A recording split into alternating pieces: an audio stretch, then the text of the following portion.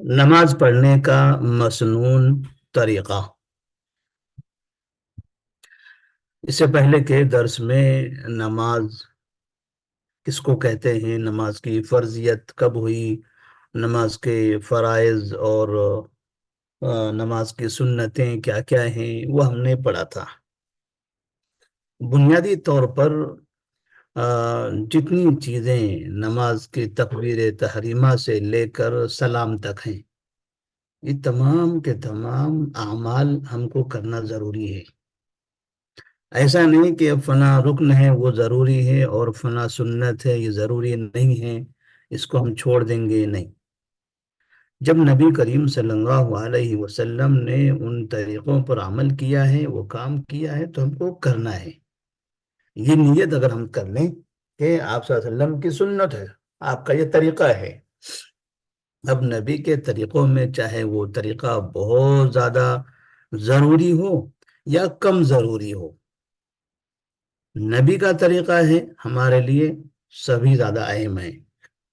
اس نیت سے تکبیر تحریمہ سے لے کر سلام تک کے سارے اعمال، چاہے وہ ثنا ہو، یعنی تکبیر تحریمہ کے بعد جو ہاتھ باندھتے ہیں اور دعا پڑھتے ہیں، وہ دعا ہی کیوں نہ ہو، سورہ فاتحہ ہے، پھر سورہ ہے، پھر رکوع کی دعائیں ہیں، رکوع سے کھڑے اٹھنے کے بعد کی دعائیں، سجدے کی دعائیں، سجدے سے اٹھنے کے بعد کی دعائیں، تشہد میں دعائیں، ساری چیزیں جو ترتیب سے بتائی جاتی ہیں نماز کے لیے، سارے اعمال ہم کو کرنے ہیں۔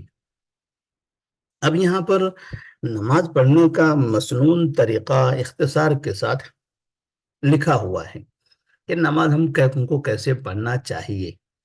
ظاہر سی بات ہے، ہم مسلمان ہیں، ہم تو نماز پڑھتے رہتے ہیں، لیکن پھر بھی بعض مرتبہ نماز کے پڑھنے میں کوتاہی ہو جاتی ہے، کیونکہ ہم زیادہ تر نماز دیکھا دیکھی پڑھتے رہتے ہیں، اور ایسا ہو سکتا ہے کہ جس کو دیکھ کر ہم نماز پڑھ رہے ہیں تو ان سے کہیں غلطی ہو رہی تھی، تو وہ غلطی اب ہم سے بھی ہوگی، پھر ہم کو دیکھ کر کوئی اگر پڑھے گا تو وہ بھی غلطی کر جائے گا۔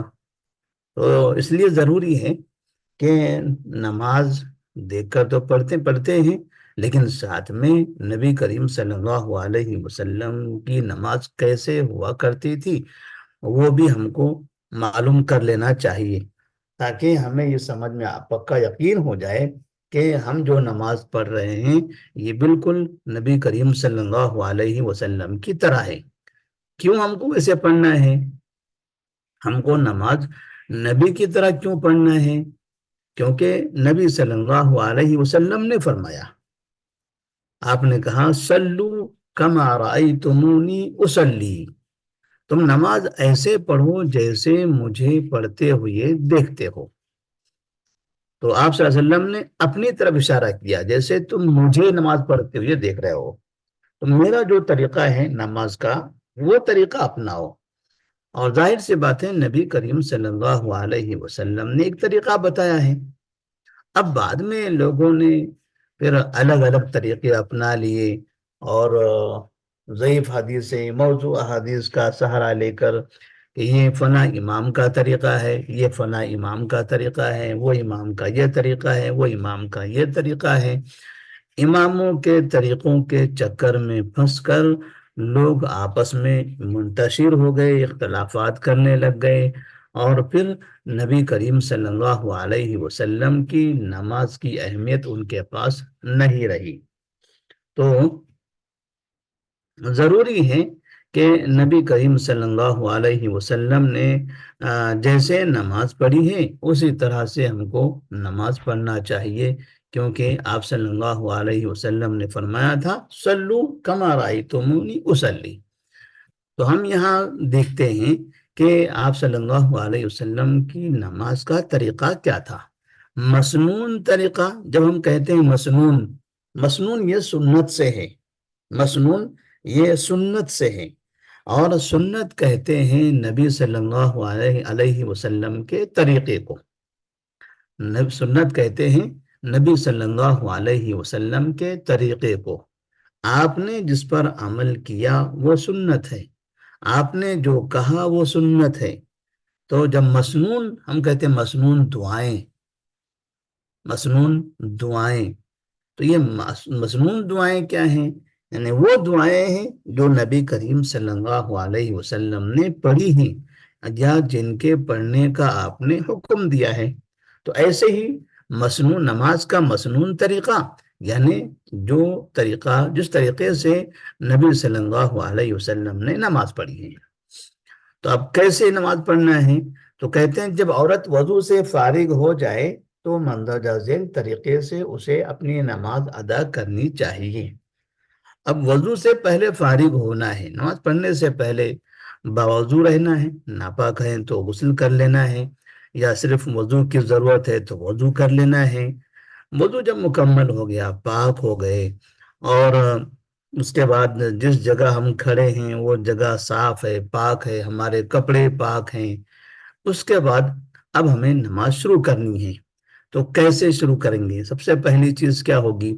اپنے پورے جسم کے ساتھ سیدھے قبلے کی طرف کھڑے ہوں، قبلے کی طرف منہ کر کے کھڑے ہوں گے مکمل جسم کے ساتھ. ایسے نہیں کہ مطلب ہم نے بائیں طرف اپنا جسم کیا ہوا ہے اور سر گھما کے قبلے کی طرف ہم دیکھ رہے ہیں، نہیں ہو سکتا ایسا.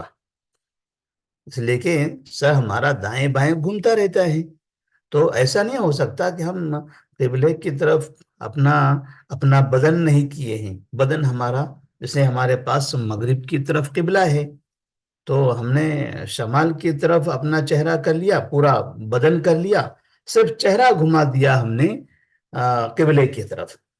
تو ایسا ایسا درست نہیں ہے. نماز میں کھڑے ہونا ہے تو پورے جسم کے ساتھ قبلے کی طرف رخ کرنا ہے.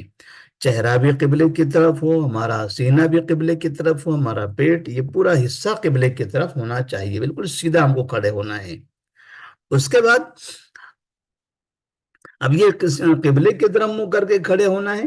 تو کہیں اگر ایسی جگہ ہے جہاں ہم نماز پڑھ رہے ہیں لیکن ہمیں قبلہ نہیں معلوم ہے، کسی جگہ ہم چلے گئے، کسی لاج میں ہم رہ رہے ہیں، ایسی سٹی میں یا ایسے علاقے میں، ایسے محلے میں ہم چلے گئے جہاں کافر زیادہ رہتے ہیں، مسلمان نظر نہیں آتے یا مسجد نظر نہیں آ رہی ہے، اور ہمیں اندازہ نہیں ہو رہا ہے کہ قبلہ کدھر ہے، تو بھی ہم سورج کے ذریعے قبلہ معلوم کر سکتے ہیں. اگر رات کا وقت ہے تو سورج تو نہیں دکھائی دے گا، پھر رات میں کیسے معلوم کریں گے؟ تو الحمدللہ ہمارے پاس اب قبلہ معلوم کرنے کے لیے تو بڑی آسانی ہو گئی ہے. اگر کافروں سے بھی پوچھ لیں گے ہم تو وہ بھی ہمیں بتا دیں گے ہاں آپ لوگوں کا قبلہ ادھر ہے. اس لیے کہ مسلمانوں نے نمازیں اتنی زیادہ پڑھی ہیں، اور نمازیں پڑھنے کا جو اظہار ہے، جس طرح سے کفار صبح شام مسلمانوں کو دیکھتے ہیں تو انہیں بھی معلوم ہو چکا ہے کہ یہ لوگ نماز کدھر منہ کر کے پڑھتے ہیں، نماز میں ان کی حالت کیا ہوتی ہے، کیسے یہ لوگ کھڑے رہتے ہیں، ہاتھ کہاں باندھتے ہیں، رکوع سجدہ کیسے کرتے ہیں، ساری چیزیں ان لوگوں کو پتہ ہے. تو وہ لوگ بھی بول سکتے ہیں ہاں آپ کا قبلہ ادھر ہے، یا کم سے کم مشرق مغرب سورج کے شروع غروب ہونے کی جگہ ہم معلوم کر لیں تو اس سے بھی سمجھ میں آ جائے گا کہ قبلہ اس سمت میں ہے. اور وہ بھی نہیں ہے تو ہمارے پاس آج کل موبائل ہے، موبائل سے بھی ہمیں قبلے کی سمت معلوم ہو جاتی ہے. دوسری چیز، دل میں نماز کی نیت کرے. دل میں نماز کی نیت کرنا ہے، زبان سے نہیں کہنا ہے. زبان سے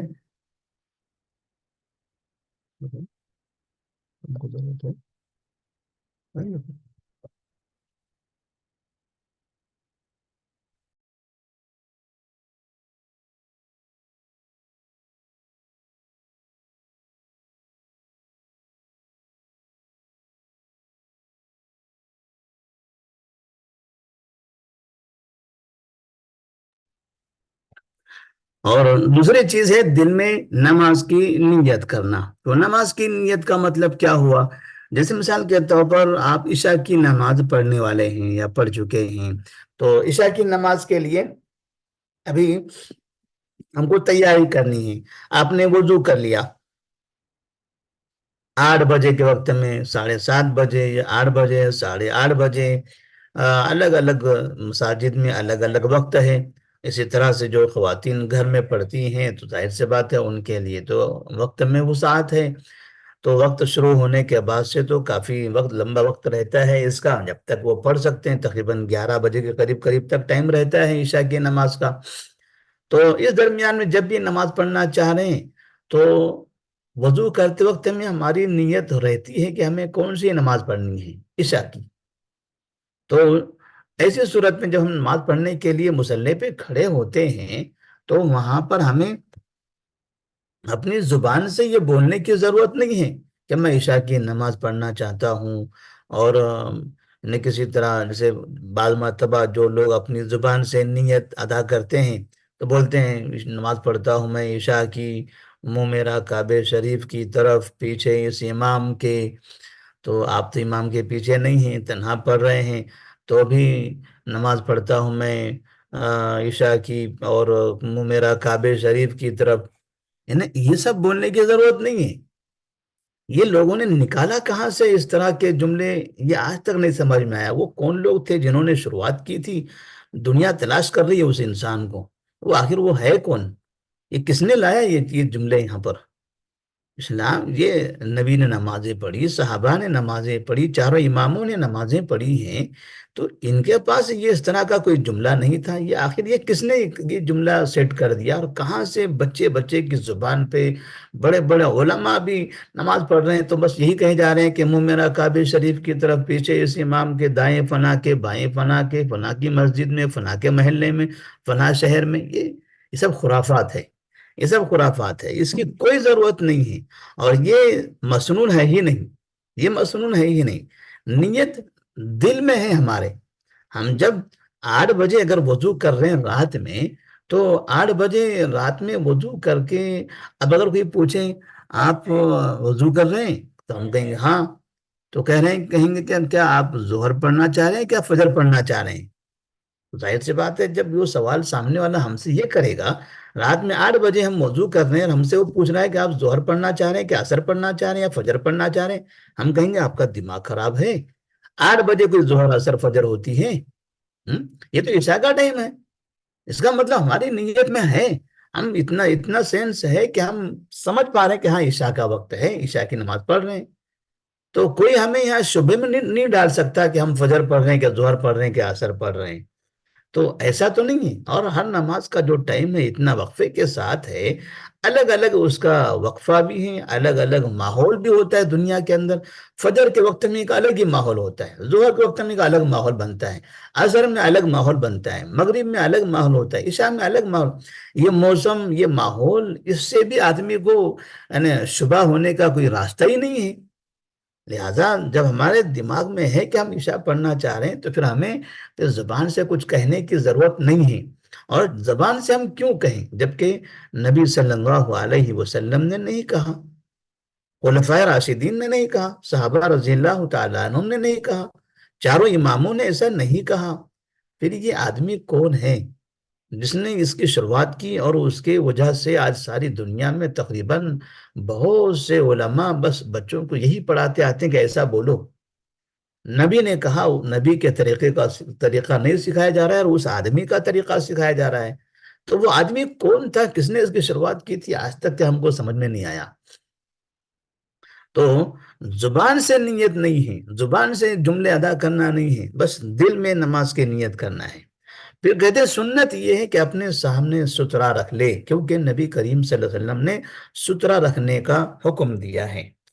تو ایک تو قبلے کی طرف ہمارا چہرہ ہوا، اور قبلے کے بعد ہم نماز کی نیت کر رہے ہیں، ہے نا، نماز کی نیت، نماز کی نیت کے لیے آپ کو الگ سے تھوڑی دیر انتظار کرنا ہے، آنکھ بند کر کے کچھ سوچنا ہے، ایسا کچھ بھی نہیں ہے۔ آپ سیدھے چلے گئے مصلی پہ جہاں نماز پڑھنا ہے، قبلے کی طرف منہ کر کے کھڑے ہو گئے، اللہ اکبر، بس یہ ہو گئی نیت آپ کی۔ آپ آ رہے ہیں، وضو کر رہے ہیں، وضو سے ہی آپ کی نیت ہے عشاء کی نماز پڑھنے کے لیے آپ وضو کر رہے ہیں بول کر، تو مصلی پہ کھڑے ہو کے باقاعدہ تھوڑی دیر انتظار کر کے، خاموشی اختیار کر کے، دل میں الگ سے خیال لانے کا اور سوچنا ہے، ایسی کوئی چیز نہیں ہے نیت، اس کو نیت نہیں کہتے ہیں۔ بس آپ وضو کرنے چلے گئے، بس آپ کو سمجھ میں آ گیا کہ آپ کیا کرنا چاہ رہے ہیں، ابھی عشاء کی نماز پڑھنا چاہ رہے ہیں، بس وہی نیت ہو گئی آپ کی۔ اور پھر جہاں نماز پڑھنے کے لیے کھڑے ہیں وہاں سامنے اپنے ستھرا رکھنا ہے، کیونکہ نبی کریم صلی اللہ علیہ وسلم نے ستھرا رکھنے کا حکم دیا ہے۔ یہ ستھرا کیا ہوتا ہے؟ کم سے کم ایک بالشت، کم سے کم ایک بالشت اونچا، زمین سے اونچا اونچا ایسا کوئی سامان یا ایسی کوئی چیز آپ سامنے رکھ لیں جہاں آپ کا سجدہ ہونے والا ہے۔ سجدے میں آپ جہاں سر پیشانی رکھیں گے اس سے تھوڑا سا آگے ایک بالشت، کم سے کم ایک بالشت اونچی چیز آپ رکھیں گے۔ اب ایک بالشت اگر آپ دیکھیں تو آپ کے 1 لیٹر کی جو بوتل ہوتی ہے پانی کی وہ بھی ہو سکتی ہے، کیونکہ وہ تقریباً وہ بھی ایک بالشت کے برابر۔ اور یعنی اس طرح سے اور بھی کچھ دوسری چیزیں ہیں، ریحل وغیرہ ہے وہ بھی رکھ سکتے ہیں، کوئی لکڑی ہے وہ بھی رکھ سکتے ہیں، کوئی تکیہ آپ نے کھڑا کر دیا وہ بھی رکھ سکتے ہیں۔ تو اس طرح سے کوئی بھی چیز سامنے رکھی جا سکتی ہے۔ ستھرا ہونا چاہیے تاکہ اگر سامنے سے کوئی گزرنا چاہتا ہے تو وہ گزر جائے۔ لیکن اگر ہم ستھرا نہ رکھیں، دیوار کے بالکل سامنے قریب میں کھڑے ہو جائیں کہ جہاں ہم سجدہ کر رہے ہیں اس سے تھوڑا سا ایک بالش یا آدھا بالش آگے دیوار ہے یا کھمبا ہے، تو ہمیں پھر وہاں پر الگ سے ستھرا لا کر رکھنے کی ضرورت نہیں ہے۔ تو ایک چیز یہ تو مسنون ہے کہ ستھرا آپ کو رکھنا ہے، یا تو دیوار کو آپ ستھرا بنائیں، یا کھمبے کو آپ ستھرا بنا دیں، یا آپ کا پلنگ رکھا ہوا ہے پلنگ کو آپ ستھرا بنا دیں، کرسی رکھی ہوئی ہے کرسی کو ستھرا بنا دیں، الماری ہے الماری کو ستھرا بنا دیں، کوئی بیٹھا ہوا ہے سامنے اسی کی پیٹھ کو آپ ستھرا بنا دیں، بس یہی ستھرا ہے۔ ستھرے کا مطلب یہ ہے کہ جہاں آپ نماز پڑھ رہے ہیں آپ کے سجدے کی جگہ سے تھوڑا سا آگے کوئی نہ کوئی چیز ہونی چاہیے، اب وہ چاہے پہلے سے رکھی ہوئی ہو یا پھر آپ لا کے رکھ دیں، اسی کو ستھرا کہتے ہیں۔ ستھرا جس ستار سے، ستار کا معنی ہوتا ہے پردہ، کہ آپ کے اور آپ کے سامنے سے گزرنے والے کے بیچ میں ایک پردہ ہونا چاہیے۔ یہ پردہ، یہ ایسی کوئی چیز ہونی چاہیے کہ اگر آپ کے آگے سے کسی کو گزرنا ہے تو ستھرے کے باہر سے وہ گزر جائے۔ ستھرا سامنے رکھا ہوا ہے، اس کے آگے سے وہ گزرنا چاہے تو گزر جائے گا، گزرنے والے کو کوئی تکلیف نہیں ہوگی۔ اب آپ کہیں گے کہ ہم اب اپنے کمرے میں بڑا سا ہال ہے، ہال کا دروازہ اندر سے ہم نے بند کر لیا ہے، ہم اندر اکیلے ہیں، تو ہم کسی بھی جگہ پر کھڑے رہ کے نماز پڑھ سکتے ہیں، کوئی تو آنے والا نہیں ہے، کڑی ہم نے ماری ہوئی ہے اندر سے، اور اور سامنے اچھی خاصی جگہ ہے، تو وہاں ہم ستھرا کیوں رکھیں گے؟ گزرنے والا تو کوئی ہے ہی نہیں، ناممکن ہے کہ ابھی کوئی اندر آ جائے کیونکہ کڑی اندر سے بند ہے ہماری۔ تب بھی چاہے کوئی آنے والا ہو یا نہ ہو، سنت یہ ہے کہ آپ سامنے ستھرا رکھیں، یا تو آپ دیوار سے قریب جا کر کھڑے ہو جائیں، یا سامنے کرسی ہو، سامنے ٹیبل ہو، سامنے پلنگ ہو، سامنے ایسے کھمبا ہو، کوئی بھی چیز ہو، نہیں ہے تو آپ رکھ لیں، لیکن یہ سمجھ کر کہ یہاں سے کوئی گزرنے والا نہیں ہے آپ ایک سب دو سب لمبی جگہ ایسی خالی نہ چھوڑیں۔ ستھرے کا آپ استعمال کریں، گھر میں ہو تب بھی، کھیت میں ہو تب بھی، باغات میں ہو تب بھی، حال میں ہو تب بھی، صحن میں ہو تب بھی، مسجد میں ہو تب بھی۔ لوگ مسجد میں جاتے ہیں نماز پڑھنے کے لیے اور 2-3 صف پیچھے آگے بیٹھ جاتے ہیں، وہاں جا کے پھر نماز پڑھنے لگتے ہیں، اس کے آگے 2-3 صف خالی رہتی ہیں اور یہاں کھڑے رہ کے نماز پڑھتے ہیں، آگے ستھرا نہیں رہتا ہے۔ اب کسی کو ایک صف آگے سے ادھر سے ادھر گزرنا ہے تو اس کو گزرنے والے کو پریشانی ہوتی ہے، گزرنے والے کو پریشانی ہوتی کیونکہ یہ بیچ میں کھڑے ہو کے نماز پڑھ رہے ہیں، تو اس لیے سترے کا استعمال کرنا ہے، کیونکہ نبی کریم صلی اللہ علیہ وسلم نے خود عمل بھی کیا ہے اور آپ نے اس کا رکھنے کا حکم بھی دیا ہے۔ تکبیر تحریمہ یعنی اللہ اکبر کہیں اور اپنی نگاہ کو سجدے کی جگہ رکھے۔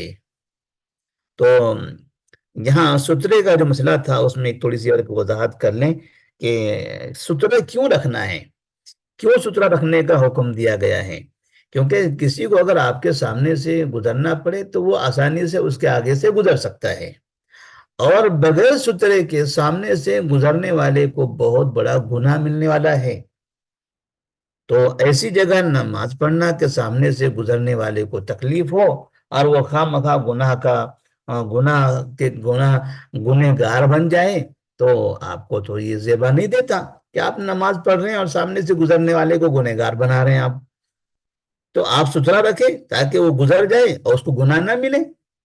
نبی صلی اللہ علیہ وسلم نے باقاعدہ گزرنے والے کو پھر روکنے کا بھی حکم دیا ہے کہ اگر ہم نے ستھرا رکھا ہوا ہے اور وہ آدمی ستھرے کے اس پار سے گزر رہا ہے تو کوئی بات نہیں، لیکن میرے اور ستھرے کے بیچ میں سے آ رہا ہے وہ، بجائے ادھر آگے سے جانے کے وہ ادھر سے آ رہا ہے ہماری طرف سے، تو ہم اپنا ہاتھ لمبا کر کے اس آدمی کو ہم روک سکتے ہیں، ہمیں یہ حق ہے کہ ہم اسے روکیں گے، وہ روکیں گے تو وہ آگے سے نکل جائے گا یا ہمارے پیچھے سے نکل جائے گا، ہمارے سامنے سے نہیں نکلے گا۔ تیسری چیز ہے تکبیر تحریمہ۔ اب یہاں سے نماز کی شروعات ہو رہی ہے۔ تکبیر تحریمہ کیسے؟ یعنی اللہ اکبر۔ تحریمہ کس کو کہتے ہیں؟ تحریمہ کہتے ہیں حرام قرار دینا، یعنی حرام کرنے والی تکبیر۔ پہلی جو تکبیر ہوتی ہے اللہ اکبر، یہ حرام کرنے والی تکبیر ہوتی ہے۔ کیا حرام کرنے والی؟ کھانا پینا حرام، بات چیت کرنا حرام، ادھر ادھر دیکھنا حرام، ہنسنا کھیلنا حرام، اور زیادہ حرکتیں کرنا حرام، اپنی مرضی کی چیزیں استعمال کرنا حرام۔ اب یہاں سے وہی کام کرنا ہے جو کام کا حکم دیا گیا ہے، نہ ادھر ادھر دیکھنا ہے، حالانکہ عام حالات میں ادھر ادھر آپ دیکھ سکتے ہیں، منع نہیں ہے، لیکن نماز میں منع ہے۔ بات چیت کرنا منع نہیں ہے لیکن نماز میں منع ہے۔ ہنسنا منع نہیں ہے لیکن نماز میں منع ہے۔ تو اس طرح سے جو چیزیں نماز میں حرام ہوتی ہیں وہ کب ہوتی ہیں؟ تکبیر تحریمہ کے بعد، تکبیر کہنے کے بعد۔ بعض مرتبہ لوگ کہتے ہیں کہ اگر وضو کرنے کے بعد نماز سے پہلے اگر ہم ہنسیں گے، زور سے بلند آواز سے ہنسیں، کھکی کر کے ہنسیں گے تو ہمارا وضو ٹوٹ جائے گا۔ نہیں، اس سے وضو نہیں ٹوٹتا ہے، ہنسنے سے وضو نہیں ٹوٹتا، بات چیت کرنے سے وضو نہیں ٹوٹتا، ادھر ادھر دیکھنے سے وضو نہیں ٹوٹتا ہے، یا پھر وضو کرنے کے بعد ادھر کچھ الگ باتوں میں لگ گئے، دنیا داری کے باتوں میں لگ گئے، تجارت کی باتوں میں لگ گئے، یا کھانے پکانے کی باتوں میں لگ گئے، بچوں کے اسکول کے کچھ مسائل باتوں میں لگ گئے، تو ایسی باتوں میں لگنے سے بھی وضو نہیں ٹوٹتا ہے۔ یہ ساری چیزیں کم منع ہیں جب آپ اللہ اکبر کہیں گے، تو اسی لیے اللہ اکبر کو تکبیر تحریمہ کہا جاتا ہے۔ جب اللہ اکبر کہیں تو کہنے کے بعد اب ہماری آنکھیں کہاں ہوگی؟ ہماری نگاہ سجدے کی جگہ ہو، جہاں سجدہ کرتے ہیں۔ یعنی بعض مرتبہ آپ دیکھیں ہوں گے کہ لوگ نماز پڑھتے ہیں تو آنکھیں بند کر لیتے ہیں، کچھ لوگ تو اتنے اخلاص سے پڑھتے ہیں کہ آنکھ بند کر لیتے ہیں، کچھ لوگ ایسا پڑھتے ہیں کہ بالکل پلکیں بند، آدھی لائٹ جیسے بند رہتی ہے ویسے کر دیتے ہیں، نہ انہیں کچھ دکھائی نہیں دیتا، اور کچھ ایسے ہوتے ہیں کہ پورے ایسا سر سینے میں دبا دیتے ہیں کہ وہ پیٹ، اپنا پیٹ دیکھتے رہتے ہیں، یا پھر وہ اپنے پیروں کو نیچے دیکھتے رہتے ہیں، اتنا پوری گردن موڑ دیتے ہیں، ایسا لگ رہا ہے کہ وہ گردن کی ٹھڈی جو ٹھڈی ہے وہ پیٹ کے اندر چلی جائے گی، اتنی خطرناک طریقے سے اندر دبا دیتے ہیں۔ یہ سب تکلفات ہیں، یہ سب تکلفات ہیں، یہ اچھے نمازی کی نشانی نہیں ہے، یہ اچھے نمازی کی نشانی نہیں ہے، اور نہ آنکھیں بند کر کے نماز پڑھنا یہ اچھے نمازی کی نشانی ہے۔ آنکھیں بند کرنا نماز میں درست نہیں ہے، اور اسی طرح سے یہ پوری گردن جھکا کے اور ٹھڈی مکمل سینے میں دبا کے، یعنی اس طرح کی نماز یہ بھی درست نہیں ہے، یہ طریقہ بھی درست نہیں ہے۔ یہ نہ سمجھا جائے کہ اس سے بہت اخلاص پیدا ہونے والا ہے اور بہت دل جمی سے نماز پڑھنے والے، نہیں، ایسا نہیں، ایسا طریقہ نہیں ہے اس کا۔ باقاعدہ جس طرح سے ہماری گردن سیدھی ہے ویسے ہماری گردن سیدھی رہے گی، ٹیڑھی میڑھی اوپر نیچے نہیں رہے گی۔ نہ کچھ لوگ اوپر گردن کرتے ہیں، سامنے پنکھی کی پٹیاں دیکھتے رہتے ہیں، سامنے کی دیوار کی گھڑی دیکھتے رہتے ہیں، اور دیوار پہ کیا کیا لکھا ہے وہ پڑھتے رہتے ہیں، وہ بھی نہیں ہے۔ بالکل جیسے ہم سیدھے کھڑے ہیں، ہماری گردن عام حالات میں جیسے ہماری گردن ہوتی ہے بالکل ایسے ہی گردن ہونا چاہیے، نہ کمر سے مکمل جھکانا ہے نہ گردن سے اس کو جھکانا ہے، بالکل سیدھے کھڑے رہنا ہے، اور سیدھے کھڑے رہ کر ہماری آنکھیں، ہماری جو نگاہیں ہوگی وہ نگاہیں سجدے کی جگہ پہ۔ سجدے کی جگہ کہاں ہوتی ہے؟ ظاہر سی بات ہے جہاں ایک صف کا جو فاصلہ ہوتا ہے وہاں ہم سجدہ کرتے ہیں، تو اس جگہ دیکھنے کے لیے ہم کو گردن توڑنا موڑنا نہیں رہے گا، بالکل سیدھے گردن کھڑی کر کے ہم برابر وہاں پر دیکھ سکتے ہیں۔ تو نماز کی حالت میں، نماز میں جب کھڑے ہوتے ہیں تو ہماری نگاہیں سجدے کی جگہ پر ہونا چاہیے۔ اب سوال یہ پیدا ہوتا ہے کہ سجدے کی جگہ پر کیسے دیکھیں گے؟ وہاں ہم دیکھیں گے تو دائیں بھی دکھائی دے رہا ہے، بائیں بھی دکھائی دے رہا ہے، سامنے بھی دکھائی دے رہا ہے، کون آ رہا ہے کون جا رہا ہے، تب تو اس سے نماز میں خلل ہوگا؟ نہیں، اس سے نماز میں کوئی خلل، کیونکہ ہماری آنکھیں ایسی ہیں کہ اگر ایک جگہ ہم اس کو روک دیتے ہیں، کسی بھی جگہ دیکھنا چاہیں گے، تو وہ آنکھیں صرف اسی جگہ نہیں ٹکی رہتی ہے، اس کے اطراف کے چاروں طرف سے پورا دکھائی دیتا ہے۔ جیسے مثال کے طور پر ٹارچ ہوتی ہے، جو بیٹری جس کو ہم کہتے ہیں ٹارچ، جب بیٹری کو ہم چالو کریں اور سامنے بالکل برابر دیوار پہ کسی ایک نقطہ ہے، کوئی ایک نقطہ وہاں پر لگا ہوا کوئی نشانی ہے، اس کے اوپر ہم ٹارچ ماریں گے تو بیچ کا جو لال حصہ ہے برابر اس کے اوپر جائے گا، لیکن ہم ٹارچ مار رہے ہیں وہ نقطے کے اوپر، لیکن روشنی اس کے چاروں طرف نظر آتی ہے۔ بالکل ایسے ہی ہماری آنکھیں بھی ہیں، ہم دیکھ رہے ہیں اس جگہ کو، ایک چیز کو، لیکن ہمیں اس کا اطراف کا سب دکھائی دیتا ہے۔ تو یہاں سجدے میں اگر سجدے کی جگہ پر ہم دیکھ رہے ہیں اور ہمیں اس کے چاروں طرف کا دکھائی دے رہا ہے، تو یہ دکھائی دینے سے ہماری نماز خراب نہیں ہوتی۔ لہذا جس سے کوئی یہ نہ سمجھے کہ میں سامنے دیکھ رہا تھا، وہ دائیں کون آیا وہ بھی دکھائی دیا، مجھے سامنے کون بیٹھا ہوا تھا وہ بھی دکھائی دیا، ادھر بائیں طرف کون یہاں سے گزر رہا تھا وہ بھی دکھائی دیا، اور پیروں کے پاس سے کیا گزر رہا تھا، سامان کیا رکھا ہوا وہ بھی دکھائی دیا، کوئی حرج نہیں ہے، کوئی حرج نہیں ہے۔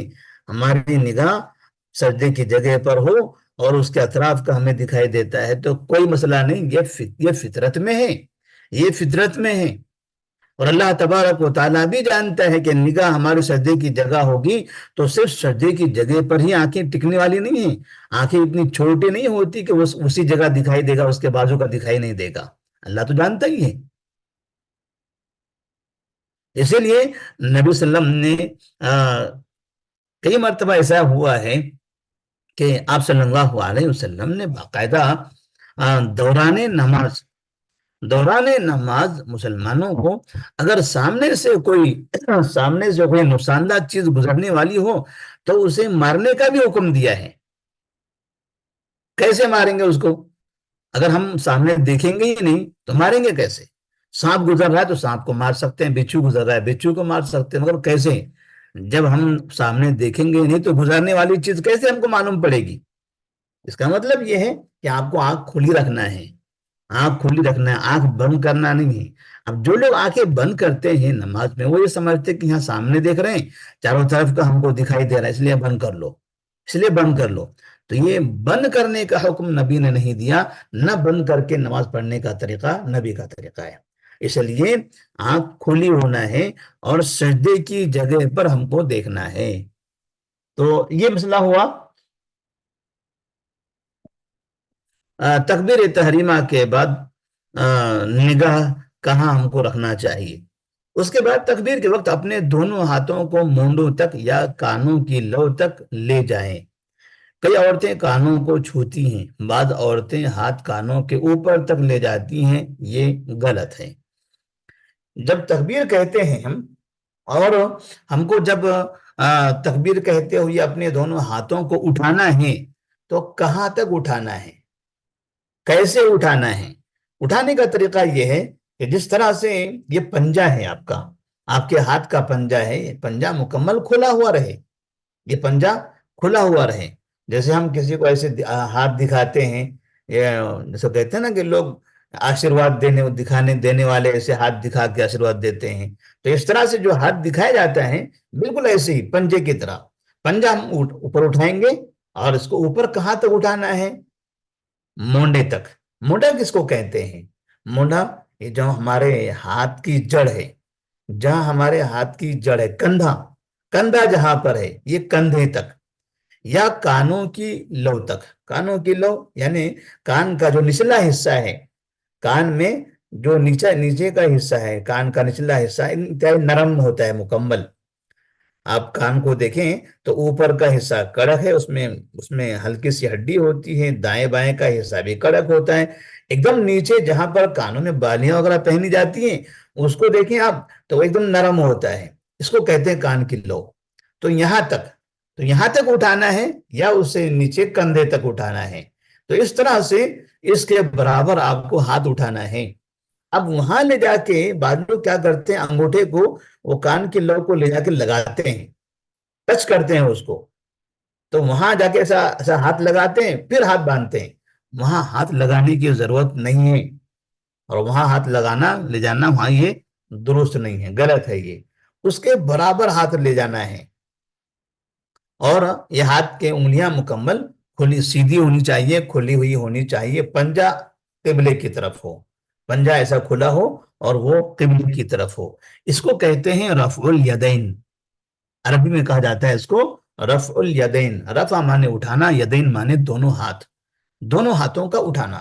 اللہ اکبر کہتے ہیں تو اس وقت ہم تکبیر کہتے ہوئے اپنے دونوں ہاتھوں کو اٹھا لیتے ہیں۔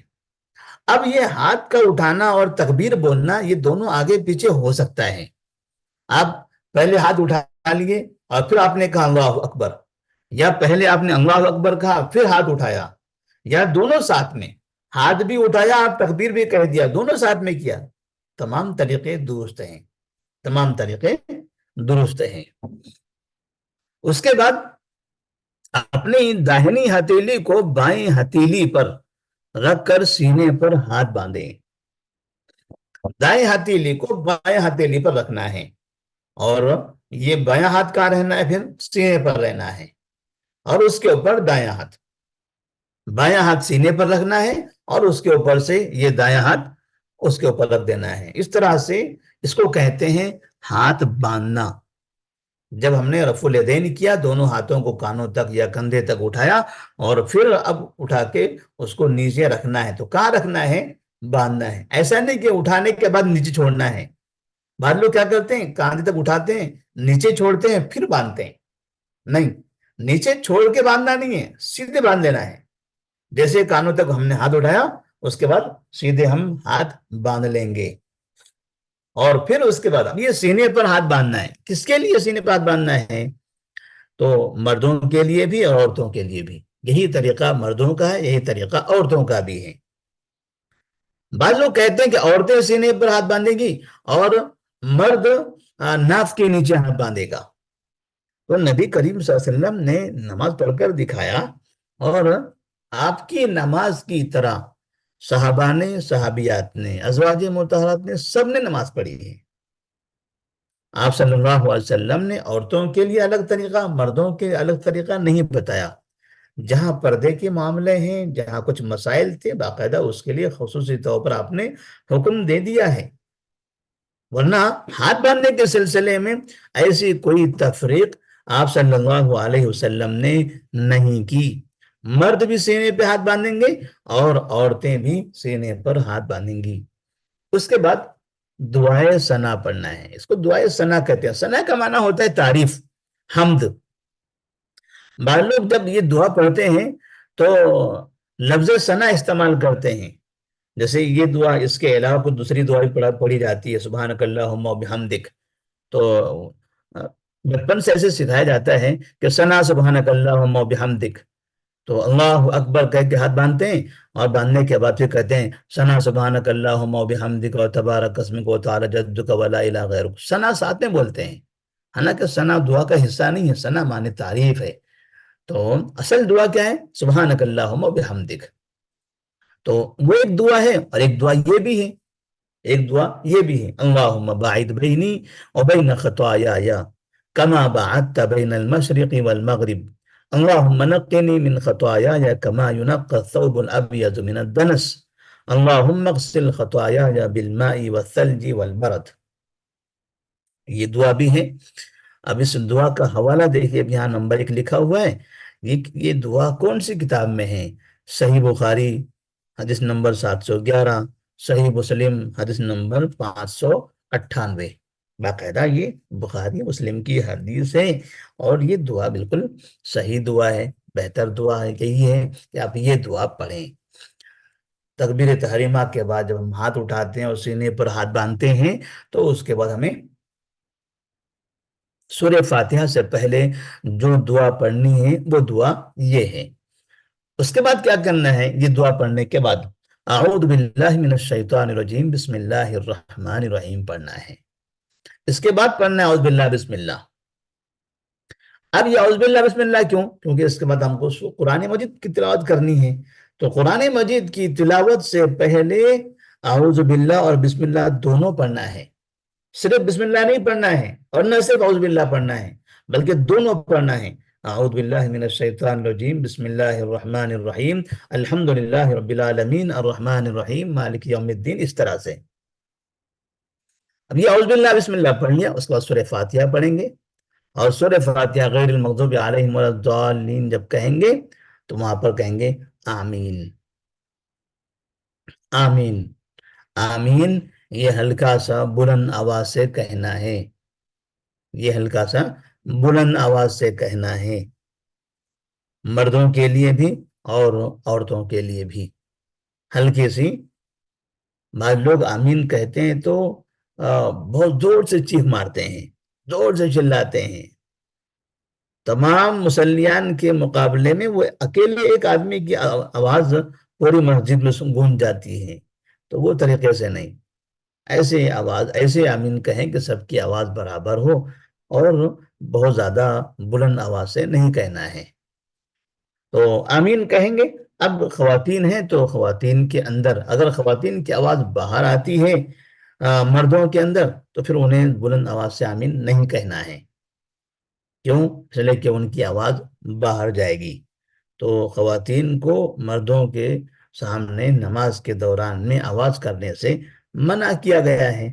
اسی لیے اگر امام صاحب غلطی کر جاتے ہیں نماز میں اور مرد اس کو نہیں ٹوکتے ہیں، عورتوں کو ضرورت پڑ رہی ہے اسے ٹوکنے کی، تو وہاں پر بجائے سبحان اللہ کہنے کے ان کو تالی مارنے کا حکم دیا گیا ہے۔ ایک ہاتھ سے دوسرے ہاتھ پر ماریں تاکہ ایک آواز پیدا ہو، اور وہ آواز سن کے امام صاحب سمجھ جائیں کہ خواتین کی طرف سے باقاعدہ آپ کو آپ کی غلطی پر تنبیہ کی جا رہی ہے کہ آپ نے نماز میں فلاں غلطی کی ہے، تو وہاں پر بولنے سے منع کیا گیا۔ ورنہ مرد اگر تنبیہ کرے گا تو مرد کہے گا سبحان اللہ، ایسا کہے کہ وہ تنبیہ کرے گا اور امام صاحب سمجھ جائیں گے کہ ہاں مجھ سے فلاں غلطی ہوئی ہے۔ تو ایسے ہی آمین کا مسئلہ بھی ہے۔ پھر اس کے بعد ایک سورہ پڑھنی ہے، کوئی بھی سورہ، یا تو سورہ مکمل پڑھے، یا شروع سے چند آیتیں پڑھے، یا درمیان سے کچھ آیتیں پڑھے، یا بالکل آخر سے کچھ آیتیں پڑھے، یا ایک سورہ کے ساتھ دوسری دو سورہ اور ایک سورہ ملا کر پڑھ لے، کسی بھی طرح سے پڑھ سکتے ہیں۔ اس میں کوئی کہیں سے پڑھے ایسا کوئی ضروری نہیں ہے، جہاں سے بھی یاد ہے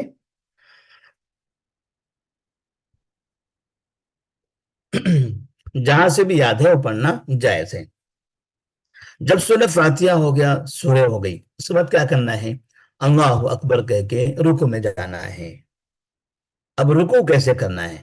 رکوع کا طریقہ یہ ہے کہ اپنے سر کو اپنی پیٹھ کے بالکل برابر رکھے، ذرا بھی اونچا نیچا نہ کرے، یعنی پیٹھ اور سر برابر ہونا چاہیے۔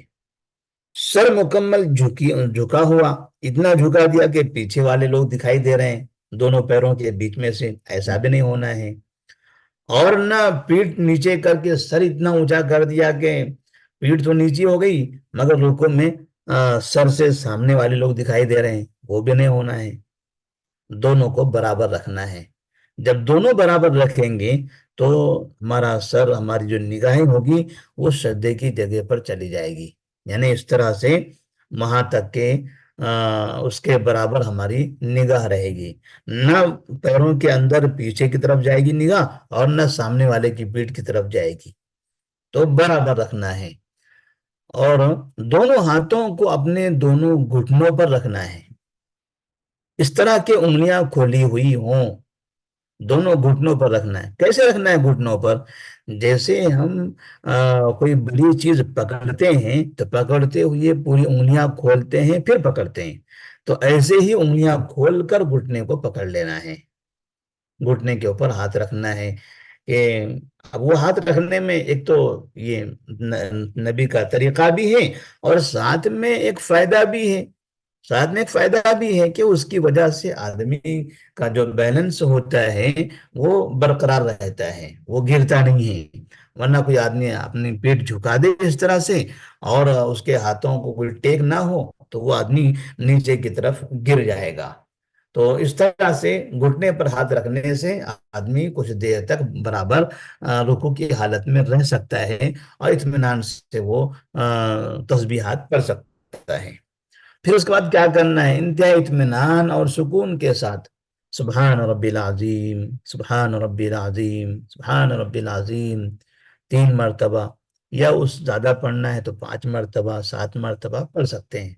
تو انتہائی اطمینان کے ساتھ یہ دعا پڑھ لیں۔ بعض لوگ جب پڑھتے ہیں تو سبحان ربی العظیم ایسے کرتے ہیں، یعنی سیٹیاں مارنے سو سو سو کرتے رہتے ہیں، اور وہ پڑھتے ہیں، وہ خود پریشان، اطراف والوں کو سب کو پریشان کر دیتے ہیں، اور اتنا رفتار سے پڑھتے ہیں، اور ان کا جو منہ ہوتا ہے، ان کے ہونٹ ایسے اتنا اتنا جلدی جلدی کھلتے بند ہوتے ہیں، ایسا لگ رہا ہے کہ تراویح پڑھ رہا ہے رکوع کے اندر بھی، سجدے میں تراویح پڑھنے لگتے ہیں، اتنا فاسٹ پڑھتے ہیں، اور ایک سانس میں تینوں پڑھ کے 1 سیکنڈ 2 سیکنڈ کے اندر پھر اٹھتے بھی ہیں۔ سمجھ میں نہیں آتا، کبھی آپ لوگوں نے شاید دیکھا بھی ہوگا، اس طرح سے وہ تراویح کی نمازیں بھی یوٹیوب وغیرہ پر لوگوں کی ریکارڈ کر کے لوگوں نے اپلوڈ کیا ہوا ہے۔ سورہ فاتحہ اور سورہ ایک سانس کے اندر پڑھتے ہیں، اللہ اکبر اللہ اکبر اللہ اکبر اللہ اکبر اللہ اکبر اللہ اکبر، کب رکوع میں جاتا ہے معلوم پڑتا ہی نہیں ہے، کب رکوع سے اٹھتا ہے سمجھ میں آتا نہیں، کب سجدہ کرتا ہے سمجھ میں، اللہ اکبر وہ برابر کہتا ہی نہیں ہے، تو سبحان ربی العظیم سبحان ربی الاعلیٰ کب پڑھتا ہوگا وہ آدمی؟ اور پیچھے والے تو بس کھیلتے رہتے ہیں، پیچھے والے کھیلتے رہتے ہیں، امام صاحب ابھی سجدے میں ہیں جب تک کہ پیچھے والے رکوع میں ہیں، جب امام صاحب سلام پھیر دیتے ہیں تب تک سجدے والے دوسرے سجدے میں رہتے ہیں۔ تو اس طرح کسی کا میل نہیں ہے وہاں پر، نہ امام الگ اور مقتدی الگ، وہ جیسے ایسے جو جو ٹرین پٹری سے اتر جاتی ہے تو اس کا انجن کہیں اور ہوتا ہے، ڈبے کہیں اور گرے پڑے رہتے ہیں، بس وہی حال بعض لوگوں کی نمازوں کا ہوتا ہے، پتہ نہیں انجن کون ہے ڈبے کون ہے، کون کہاں جانا ہے، کوئی پٹری پر نہیں ہے، نہ انجن پٹری پہ ہے نہ ڈبے پٹری پر ہیں۔ تو اس طرح کی یہ نمازیں بھی ایسی ہوتی ہیں، کوئی پٹری پر نہیں ہے، کوئی نبی کے طریقے پر نہیں ہے، سب ادھر تتر بتر کی طرح۔ تو ایسے نماز میں یہ جلد بازی اور بالکل رفتار سے پڑھنا، اور یہ 100 کی اسپیڈ میں پڑھنا، یہ یہ کھیل ہے نماز کے ساتھ، ایسا نہیں ہونا چاہیے، ایسا نہیں ہونا چاہیے۔ اور افسوس یہ ہوتا ہے کہ سب سے زیادہ نماز کے ساتھ کھلواڑ رمضان کے مہینے میں ہوتا ہے، ہزاروں مسلمانوں کے نگاہوں کے سامنے ہوتا ہے، بڑے بڑے حفاظ کرام، بڑے بڑے علماء کرام کرتے ہیں، اور کھلواڑ کرنے کے بعد جب کھیل لیتے ہیں مکمل، اچھا تھک جاتے ہیں کھیل کھیل کے، پسینہ نکالنے لگتا ہے، تب اس کے بعد پھولوں کے ہار لاتے ہیں، بریانیاں بناتے ہیں، اور تحفے تحائف ہوتے ہیں، اور پھر موج مستی کرتے ہیں، مزے لیتے ہیں کہ ہاں ہم نے کھلواڑ کر لیا، کھلواڑ کر کر کے تھک گئے ہم لوگ۔ تو یہ بہت بڑی برائی ہے مسلمانوں کے اندر، اور رمضان کے اندر تو تقریباً جگہوں پر یہ نظر آتا ہے، کوئی ایسا بھی ہے ایک رات میں 20 رکعت پڑھاتا ہے تراویح اور پورا قرآن پڑھا رہا ہے، کچھ لوگ تو ایک رات میں 2 قرآن ختم کرنے لگ گئے۔ یہ راکٹ والے حافظ صاحب ہوتے ہیں، راکٹ کی طرف ایسے بھاگتے ہیں، ایسے بھاگتے ہیں، ایسے بھاگتے ہیں، نہ آگے پتا ہے نہ پیچھے کا پتا ہے، کون سی سورہ پڑھ رہے ہیں معلوم پڑتا ہی نہیں ہے۔ اور ایک مرتبہ باقاعدہ ہم نے ایک جگہ پر ایسے ایک فنکشن ہال میں ہم نے دیکھا کہ فنکشن ہال کے بازو میں امام صاحب کی سر سے لے کے پیر تک لمبی تصویر لگی ہوئی تھی، اور ان کے گلے میں پھولوں کا ہار تھا، سر پہ پگڑی تھی، بہترین نورانی چہرہ، آنکھوں میں سرما، ایک اچھے لباس میں ملبوس حافظ صاحب۔ تو ہم نے سوچا کہ اتنے اچھے حافظ صاحب ہیں تو قرآن کتنا اچھا پڑھتے ہوں گے۔ تو فنکشن ہال کے سامنے سے گزر رہے تھے، ہم وہاں رک گئے، اندر سے آواز آ رہی تھی، فنکشن ہال فل بھرا ہوا تھا، لوگ بے تحاشا تھے، باہر ٹریفک کو پریشانی ہو رہی تھی، تو ہم کھڑے رہ گئے، تھوڑی دیر ہم سننا چاہتے تھے کہ آواز کیسی ہے، کتنا اچھا پڑھتے ہوں گے، اتنی بھیڑ لگی ہوئی ہے، تو کھڑے رہے قرآن سننا چاہ رہے ہیں۔ ہم یہ نہیں سمجھ پائے کہ وہ کون سا پارہ پڑھ رہے ہیں، کون سی آیت پڑھ رہے ہیں، نہ آیت سمجھ میں آ رہی تھی نہ پارہ سمجھ میں آ رہا تھا، حالانکہ ہم بھی حافظ تھے، ہم بھی اس دن نماز تراویح پڑھا کے ہم نکلے تھے ہمارے پاس سے، ہم نے تراویح پڑھائی، نکلے ادھر تراویح چل رہی تھی تو ہم نے سوچا کہ چلیے ماشاءاللہ اتنے لمبے تڑنگے، اتنے بہترین پگڑی والے سرمے والے حافظ صاحب ہیں، تو آواز کتنی بلبل کی طرح خوبصورت ہوگی ان کی۔ وہاں ہم پہنچے تو نہ یعلمون نہ تعلمون، یعلمون تعلمون تو کم سے کم کسی کا سنائی دیتا ہے، ان کا تو نہ یعلمون نہ تعلمون، وہ بھی نہیں سنائی دے رہا تھا، اور سمجھ میں نہیں آ رہا تھا ہمیں، جبکہ ہم حافظ ہیں، کہ وہ کون سا پارہ پڑھ رہے ہیں، کون سی آیت پڑھ رہے ہیں۔ ایسی رفتار تھی ان کی زبان میں، وہ کیا پڑھتے تھے؟ وہ عربی پڑھ رہے تھے یا پھر چائنیز، جس چائنیز لوگ بولتے ہیں چوں چوں چوں چوں چوں، انہیں اس طرح سے بولے جا رہے تھے، کچھ سمجھ میں نہیں آ رہا تھا اس کے اندر۔ تو آپ یہ اندازہ لگا سکتے ہیں، یہ ایک میں نے میری آنکھوں کی دیکھی چیز ہے، یہ جو ہم نے دیکھا بھی ہے، سنا بھی ہے، اس طرح تو بہت سی جگہ کو ہوتا ہے، لیکن اس کا ہم نے تجربہ کیا بھی ہے۔ جب اس طرح سے لوگ قرآن پڑھیں گے، اور یہ پیچھے بڑے بڑی جماعتیں جو کھڑی رہتی ہیں، علماء اکرام بھی ہوتے ہیں، تاجرین بھی ہوتے ہیں، مزے لیتے ہیں، مزے لیتے ہیں، اور جب تک کہ یہ رکوع کرتے نہیں ہیں تب تک کہ پیچھے سگریٹ پیتے ہیں، چائے پیتے ہیں، بیڑیاں پیتے ہیں، ہنسی مذاق کرتے ہیں۔ جیسے امام صاحب رکوع میں جانے والے رہتے ہیں تو امام صاحب ذرا لمبی کھینچتے ہیں، یا لمون، یعنی ایسا لگے کہ سائرن بج گیا ہے، بھگو، سائرن بج گیا ہے سحری کا، افطاری کا، بھگو، جلدی سے دوڑو، رکو میں جاؤ، صف میں کھڑے ہو جاؤ۔ تو سب کے سب یعنی چائے وائے چھوڑ کے سب وہاں کے کھڑے ہو جاتے ہیں اور رکو میں گھس جاتے ہیں۔ یہ یہ طریقہ ہے جو اتنی رفتار سے امام پڑھ رہا تھا، رکو سے پہلے بھلا یہ اتنی لمبی سائرن کیوں بجایا اس نے؟ اس کا مطلب اس کو بھی پتا ہے کہ میرے پیچھے کوئی پڑھتا اڑتا نہیں ہے، سب پیچھے چائے پیتے رہتے ہیں، میں اکیلا کھڑا رہتا ہوں، باقی سب ٹائم پاس کرتے رہتے ہیں، اس لیے سائرن بجا کے ان کو رکوع میں بلانا پڑتا ہے۔ تو یہ طریقہ تقریباً مساجد میں ہوتا ہے، فنکشن ہالوں میں ہوتا ہے، میدانوں میں ہوتا ہے، مردوں میں ہوتا ہے، عورتوں میں بھی ہوتا ہے۔ عورتوں میں بھی ہوتا ہے، وہ عورتیں جو سال بھر مسجد کا منہ نہیں دیکھتی ہیں، جن کے پاس باقاعدہ ایسا ایسا بورڈ لگا کے رکھا ہے انہوں نے کہ زندگی میں کبھی مسجد نہیں جائیں گے، کیونکہ مسجد میں جانا عورتوں کے لیے حرام ہے، فتنہ ہے۔ وہ عورتیں بھی رمضان کے مہینے میں فلاں پارکوں میں جا کے نماز پڑھ رہی ہیں، فلاں فنکشن ہالوں میں جا کے پڑھ رہی ہیں، فلاں لوگوں کے سیٹ صاحب کے چھت پہ جا کے پڑھ رہی ہیں۔ جو مسجد میں جانے کو حرام قرار دیتی ہیں، وہ فلاں سیٹ صاحب کے چھت پہ پڑھتی ہیں۔ مسجد میں جانا حرام ہے، فلاں پارک میں جا کے نمازیں پڑھ رہی ہیں۔ مسجد میں جانا حرام ہے، فنکشن ہال جہاں ناچ گانے ہوتے ہیں سال بھر، وہاں جا کے یہ عورتیں پڑھ رہی ہیں۔ اور یہ علماء کرام ان عورتوں سے کہتے ہیں مسجد میں مت جاؤ، اللہ کے گھر میں جاؤ گے برباد ہو جاؤ گے۔ یہ ناچ گانے کی محفل میں عورتیں، تم یہاں جاؤ، یہاں نماز پڑھو، پارکوں میں جاؤ، یہاں پڑھو، لیکن رب کے گھر میں مت جاؤ، اللہ کے گھر میں جاؤ گے تم تباہ ہو جاؤ گے۔ باقاعدہ یہ مولوی حضرات ان عورتوں کو اس طرح سے یہ اللہ کے گھروں سے دور کرتے ہوئے دکھائی دیتے ہیں، اور یہ بہت ہو رہا ہے، یہ بہت ہو رہا ہے، کئی سال سے یہ کھیل ہو رہا ہے، اور اس میں سب سے بڑے گنہگار یہ مولوی حضرات ہیں، یہ مولوی حضرات ہیں۔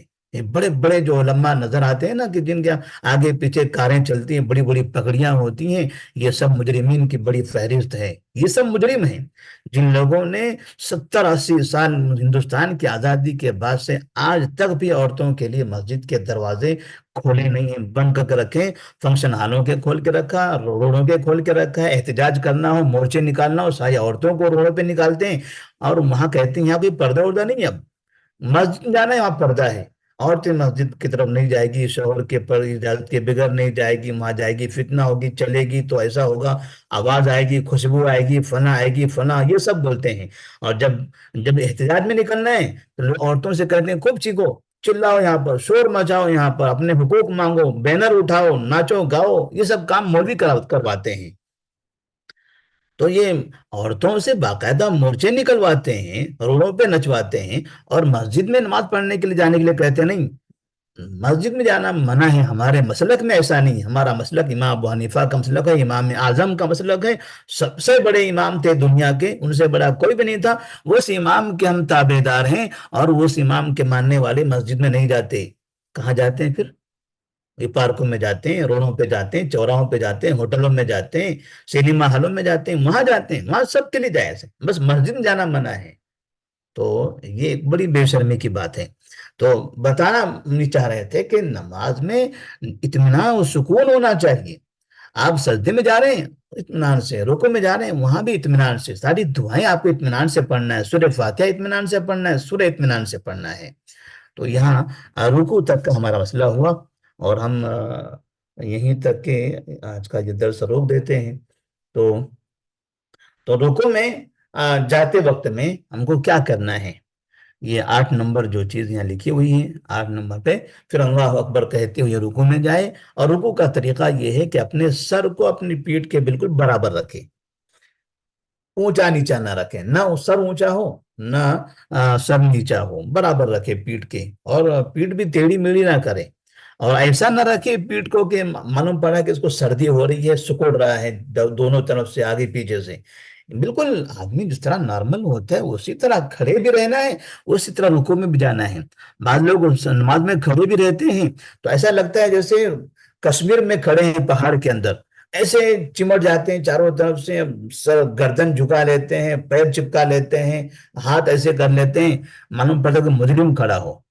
اس کی کوئی ضرورت نہیں ہے، اس کی کوئی ضرورت نہیں ہے۔ اللہ تبارک و تعالی ہم کو مجرمین کی طرح نہیں کھڑواتا نماز میں۔ نماز مقدس چیز ہے، احترام کے ساتھ کھڑے رہنا ہے، اچھی شکل کے ساتھ کھڑے رہنا ہے، وہ ظاہری ڈر نہیں چاہیے، اللہ کو دل کا تقوی چاہیے، دل کا تقوی چاہیے۔